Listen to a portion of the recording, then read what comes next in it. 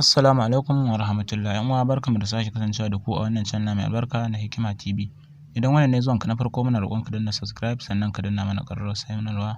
Kai mana like akan wannan bidiyo mun gode. Kamar da yadda kuka sani wannan channel muna koyar da abubuwan da suka shafi harkar kimiyya da fasaha da kuma hanyoyin da zaka samu kuɗi ta hanyar amfani da wayarka ta Android.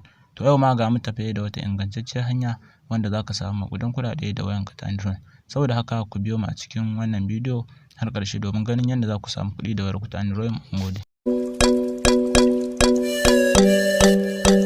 Hakika dan uwa, idan har kana amfani da waya ko kwamfuta kuma baka samun kuɗi da su a wannan zamanin, to fa an barka a baya.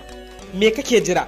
Hanzarta ka shiga jerin masu aiki a kamfanin WikiFX domin samun naka albashin duk sati ta hanyar yi wa kamfani aiki ta cikin wayarka. Kamfanin WikiFX baya buƙatar kuɗi, takaddun makaranta ko shaidar zama ɗan ƙasa domin fara aiki a kamfanin WikiFX. Da kamfanin WikiFX za ka iya samun aƙalla naira 10,000, 15,000 zuwa sama duk sati, yanayin aikin da kai ta wayarka, yanayin kuɗin da za ka samu. WikiFX kamfani ne da yake mu'amala da masu harkar forex trading ta hanyar basu kariya da fallasa dillalai mazambata, wato ma'ana fake brokers. Idan ka taɓa samun matsala da wani dillali, kai tsaye shigar da ƙarar shi zuwa kamfanin WikiFX.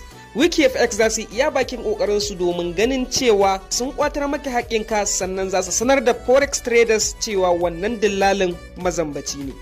Zama ɗaya daga cikin masu amfani da application ɗin WikiFX domin tsaftace kasuwancin ka na forex trading, ko ka zama ɗaya daga cikin masu yada application ɗin WikiFX kamfani su biya ka. Domin zama ɗaya daga cikin masu yada application ɗin WikiFX, kai tsaye sauke application ɗin ta hanyar danna link da ke a description na wannan bidiyon, sannan ka yi wa marketing manager nasu na Najeriya magana a wannan number da ke a sama domin ya saka daga jerin waɗanda za su yada wannan application na WikiFX.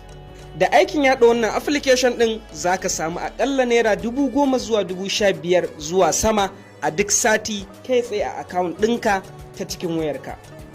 Banda wannan, kar ka manta da cewa idan ba za ka iya aikin yada wannan application na